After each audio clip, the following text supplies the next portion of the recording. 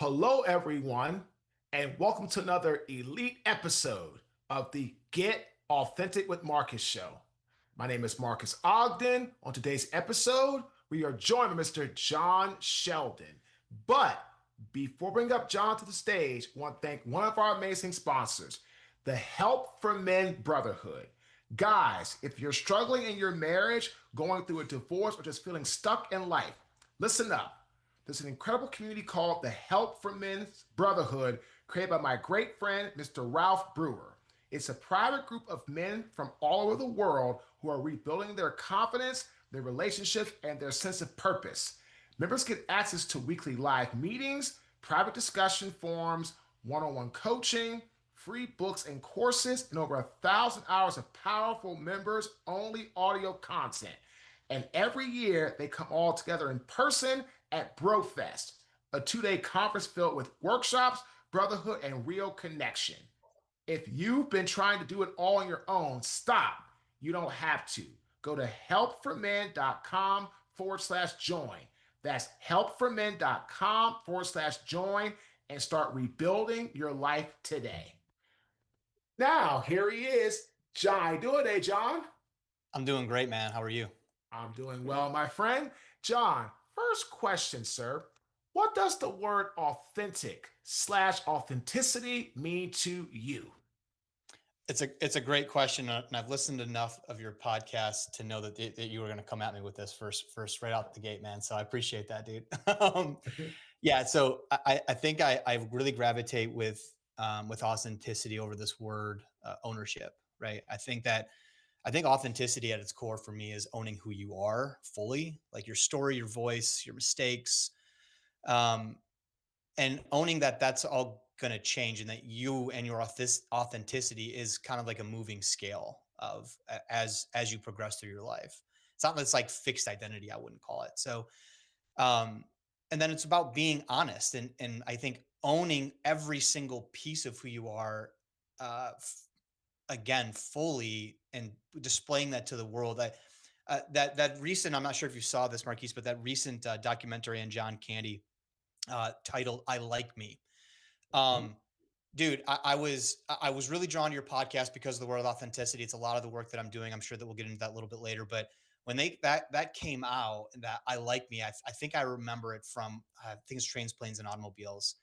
Um, but that, I think, really does solidify what I think authenticity is that conversation. I remember I had this earlier this year. I was talking to my wife about this, and she was giving me some feedback on some stuff. And I said, you know what? I like me though. Like I like this version. This is who I am. And if people like it, amazing. If we don't, okay. Right. But I think it's really that ownership of who you are truly inside and being able to voice that. Ladies and gentlemen, it is knowing who you are on the inside and being able to voice that to let people know that you are happy, fulfilled, and prospering with who you are at your core. And I know what your wife was trying to do, and I love that she gave you feedback. Like you said, right, Jon? You are who you are, and you like who you are. And I did see the John Kane documentary. It was awesome. I did Mm, also watch the Charlie Sheen documentary as well. That was a good one too, on authenticity and being who you are. That was a mm. really good one. And I haven't seen that so one yet. it's interesting. Yeah. So it talks about how he became a star as a result of knowing Jennifer Grey, and how she vouch for him to play an authentic role in Ferris Bueller, of a guy in the police station. And then Oliver Stone saw that and offered him the star spot, of one of the starring spots in Platoon. And Charlie Sheen was only 20 years old when he did Platoon. That Wow. was it. He was Wow, 20. that's crazy. That's Yeah, it, right? So again, right, yeah, Jon, being who you are, being yeah. all, and actually I just got through watching John King not that long ago, a couple days ago, Delirious, great movie, right? So again, Mm. it's all about just being who you are. Jon, let's get into your work around authenticity, and how you're doing the work you're doing today. Yeah. So I think a lot of the work that I do is actually based on authenticity. And it actually took me a while as a professional coach to really understand what, you always get this question is like, what's your niche, right? Like who exactly do you work with? And one of the things that I've been working with people on for a long time is that I've finally, I guess, come up with a name with is this idea of creating your personal performance blueprint, right? Which is a longer way of saying who you are authentically and how you show up and what aspects of that authenticity or that blueprint really give you the best chance of success in all things life, right? And success obviously means different things to different people. And I think that's a really interesting word to dive into too, right? Because one person can say financial success, the other person will say familial success or some relationship success, right? But it's really understanding that type of work. And there's four core concepts that we work on. But um, as a coach, that's a lot of the work that I'm dealing with business owners, top level sales executives, et cetera, is digging deep onto what makes them tick, what makes them perform, right? Authentically to them. What type of leader do they authentically want to be? I know I'm dropping this word a bunch on your podcast right now, but right. But yeah, man, it's showing up how they want to show up and taking the aspects that they've learned through life and saying, this is who I am as a leader. This is who I am as a salesperson. This is who I am as a business owner. This is who I am as a father or a mother. And again, owning that piece of it and then building and taking that structure of the blueprint that they have and then building this proverbial house after that. Okay, now what type of business do you want? What type of family do you want to have? Right? Now that we understand who you are, right, and how you perform and what you need, right? Now we can go out and solve the rest of those problems based on and always drawing back because I think it's just like I think it's like I would create it like this foundation of who you are, right? And we need something to hold ourselves accountable to in a lot of senses. And where I've really drive clients towards is hold yourself to your standard, whatever that means. Hold yourself to your authentic vision, your purpose, right? That's a lot You of know, the work that I've been doing recently. John, it's awesome that you coach people on finding their true self, building from the inside out who they are, what they like, what is their passion, what is their purpose. And then from there, you can call it reverse engineering, you can call it architecturally building their Yeah. business, their plan of action, the blueprint they want for life. And I love this. So here's a question I have for you. So when I was a 22-year-old rookie, and I got drafted by the grace of God by the Jacksonville Jaguars Mhm. by Jack Del Rio, who was a rookie head coach himself. I knew Jack for years because Jack was the linebacker coach for the Baltimore Ravens Super Bowl champion team in 2000. Then he went to the Panthers as a defensive coordinator, and he got the head coaching job with the Jaguars in 03. So I was his rookie draft class, part of his Mm. rookie draft class. And he told all the rookies, drafted and undrafted, before our first OTA with the vets. He said, guys, I'm going to tell you one thing that I want you to strive for every day to become the best version of yourself. Be your own CEO. Be Mm. your own chief executive officer. Jack said, be your own authentic, self inspired, self starting individual. He Mm. said that. And he said, if you do that, what it shows to me, the coaches and the people that either drafted you or brought you in, that you're disciplined, that you're focused, and that you're willing to sacrifice and give something up to gain something, which is make this team, make this roster, and be an NFL athlete. I'll never forget it, John. Never. My Yeah, that's question for awesome. you is how do you help people become, right, John, with your help and your coaching, their own CEO? Yeah, I think there's a very practical way about this. It came from a client a couple of years ago I was working with. We'll just call him Adam for the sake of this conversation. And really, he was balancing a lot of stuff as a business owner. And we came up with this concept for him. It was called Adam Incorporated, right? Meaning that he ran a business. He actually ran two. He's got a lovely family, right? And he was balancing all of this stuff. Um, and for him, becoming his own CEO was combining all of those things into, again, where is this going for me? And I think that's where it starts, right? Is you've got businesses, you've got life, you've got family, right? You have the NFL. You have a team that you're responsible to. And at the end of the day, there's something that has made you uniquely valuable, right? Not only to yourself, but to your community. And community can mean words that can mean something different for everybody. But when we bring this back into becoming your own CEO, is looking at life through that lens. I think a lot of times that's the value of coaching, right? Is being able to take a 30,000-foot view of somebody else's situation, quite frankly, right? Call what it is. Most of my clients are much more successful on a business aspect than I am, right? And it's not why they hire me. They're not hiring me to tell them what the best marketing strategy is. They're hiring me to look at their situation from an outside perspective and keep them in alignment. So becoming your own CEO, I think it truly starts with, what is your own vision, right? What's the vision for your life, for your company, for your sport, right? For your team, and basing decisions off of those structures, right? Becoming your own CEO, I think, is really identifying your core values. What do I stand for?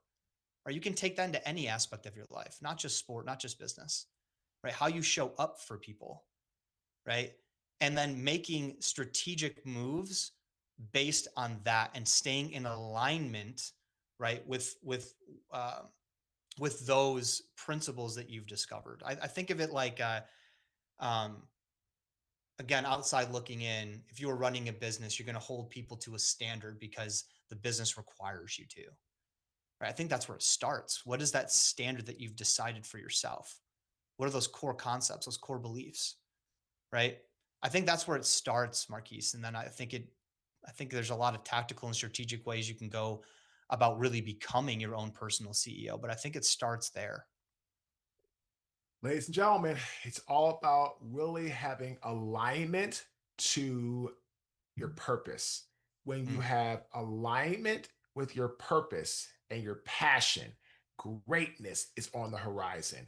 And I hope you heard Jon say that a lot of his clients are more successful than him in the business arena, but they hire him because he has a lot of wisdom, a lot of insight to these clients' situations and their life, or their story, or where they're at. He can see things that they can't see. And that's why they pay Jon to work with them, because Jon has that wisdom, life experiences that he can really bring to his client base to help them push forward to the next level, not just in a professional sense, but more importantly in a personal sense. And that's huge. So, Jon, I have a question. I heard you say the word vision, okay? I was very Yeah. fortunate. I went to the NAPSA program, National Athletic Professional Success Academy, through the Oh, NFLPA at Penn interesting. State. It was amazing, Jon. 5-day program changed my life.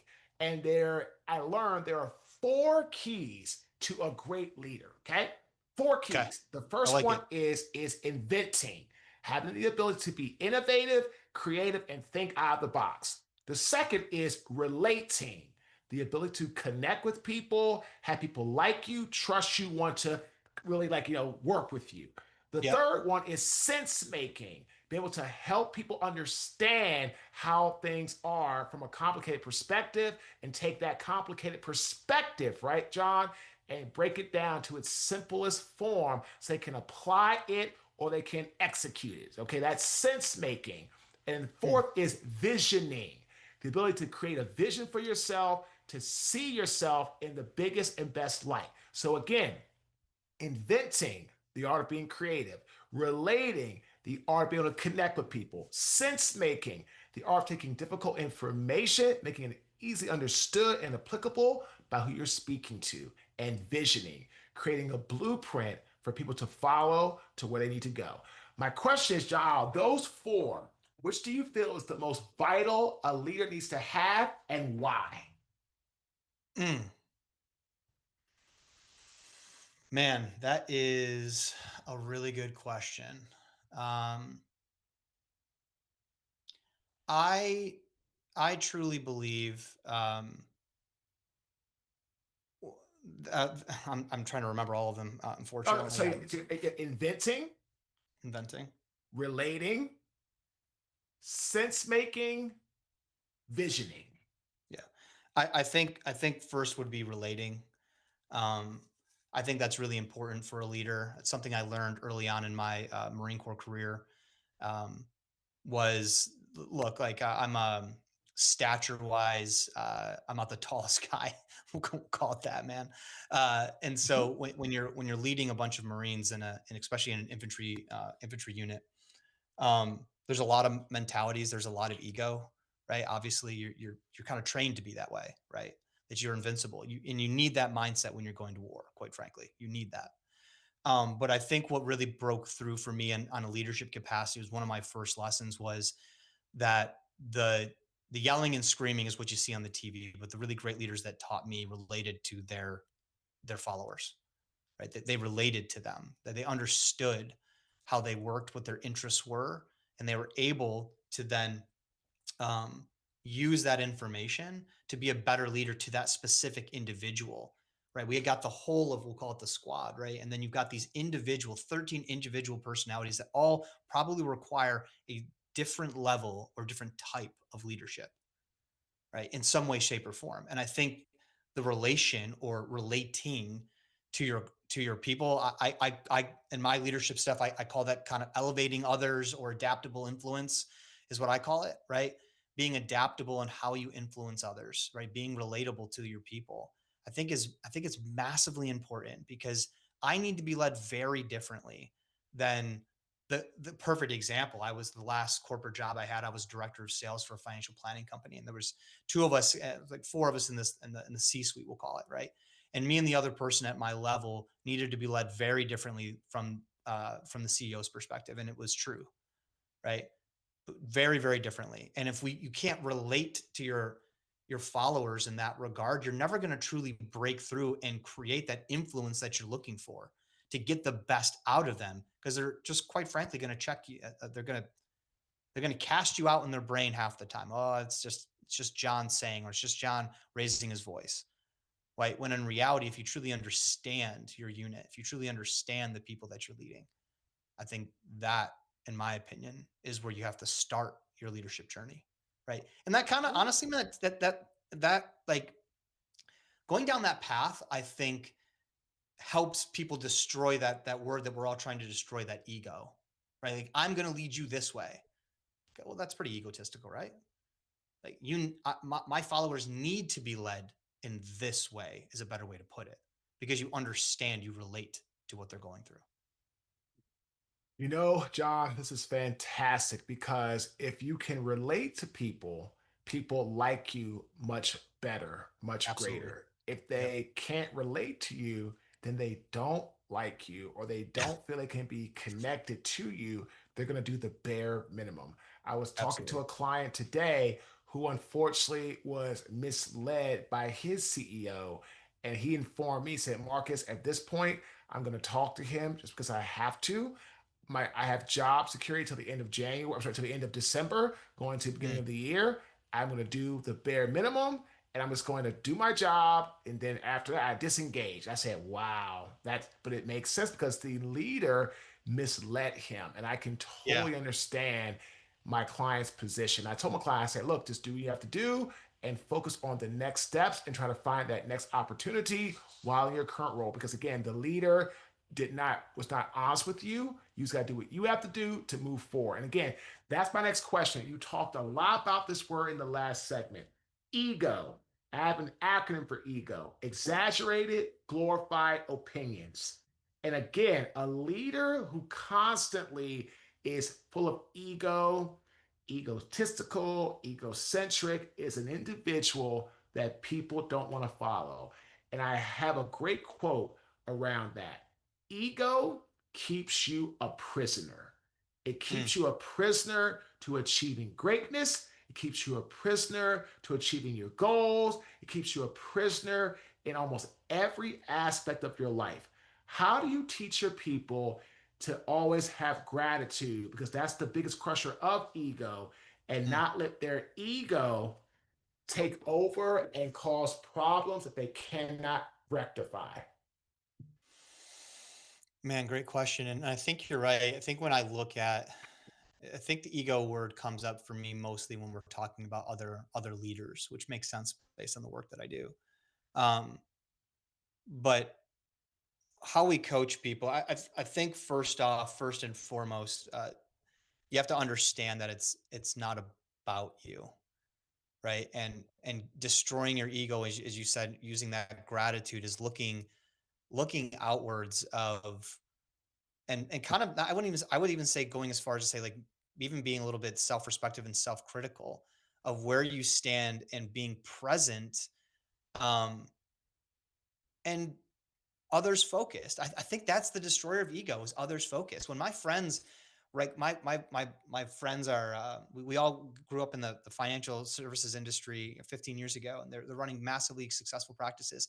I could not be more excited for them. I really couldn't. And I'm grateful that they're my friends, and I'm grateful that they're having that experience in their life. So I think when you're really breaking down ego, I think it's causing aware. I think the most, honestly, in my opinion, most people that have a really strong ego have no idea that that's how they're showing up. Mhm. I think it's bringing the truth to light. A lot of times is where I start with a client when I notice they're having a big ego. Is like, is that you? And calling them out, right? Is that you, or is that the ego talking? Like, why does that matter to you? Why did that matter? Well, it didn't change anything, right? For you. And that there's jealousy aspects of that, or I need to do this for this reason for me. No, no, no. It's others focused. And when you start paying attention to the outside world, guess what? Everything in your world, in my opinion, will end up getting better. The destroyer of ego is reality. The destroyer of ego, in the way that you put it, is gratitude, right? Being others focused. That is the destroyer, and that's where you start. I think you start by getting real and drawing attention to it. I call it bathing in it. Let's bathe in your ego for a second and feel how uncomfortable you get. Because most people, when they bathe in what they're putting out in the world, especially if this ego is involved, right? The more they bathe in it, the more they don't like it. The more they don't like themselves and how they're showing up. And that's when you'll make big breakthroughs. You make big breakthroughs with clients when they discover what they want to change. Ladies and gentlemen, you make break you make big breakthroughs with clients when you help them discover what they want to change. So true. Jon, last question. What would you say is the most important attribute or inner skill that your clients have, or that people that are listening to this awesome episode need to have, right, Jon, in order to be able to put themselves in a position for optimizing and living the most fulfilled life possible? You actually I've thought a lot about this. You actually brought up the word earlier, and I didn't pick it in your leadership model. I think they need a vision. I think they need to understand their purpose in that traditional, maybe not the traditional ikigai way that the Japanese model would promote, but they have to understand their purpose in life. And I think they have to understand who they are, which is their purpose, and their vision of where they're going. I find that to be the number one thing people have to figure out: who they are, where they're going, not just in business, in life, as a person, as a human being. I think that is the most important thing that they need to figure out, is taking the time, the energy to figure out what it is. What is the path? I call it checking the map. You get check the map, but you don't have a destination. What does that do for you? Right? If you don't even have a map, you don't have purpose, then what do you even, where are you walking? Right? We've got one shot at this, man. That's a lot of the work that I'm obsessed with, is just based on some early experiences I had in the Marines of mortality. You've got one shot at this. You should probably know where you're going. Jon, fantastic interview. Great stuff. Great assessment. How can people get in touch with you if they'd like to find out more about your services, what you offer, and how you can help them in their journeys? Absolutely, man. I appreciate you asking. So it's kind of hard to spell. Hopefully, you guys put it in the in the notes, but it's Bellawood Coaching, Belleau. Coach is my website. My Instagram, I post a lot on. I've got some great free videos for everybody to watch. It's me, again, being authentic and being raw in front of the camera. That's Bellawood. So Belleau_coaching is where you can follow me. Hit me up in my DM, shoot me a message on my website. Be more than happy to get in touch with anybody that's interested.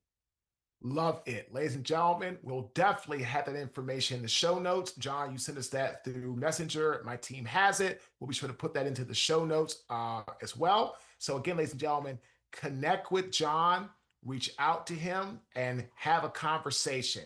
We want to thank our amazing sponsor, the Help for Men Brotherhood, Mr. Ralph Brewer.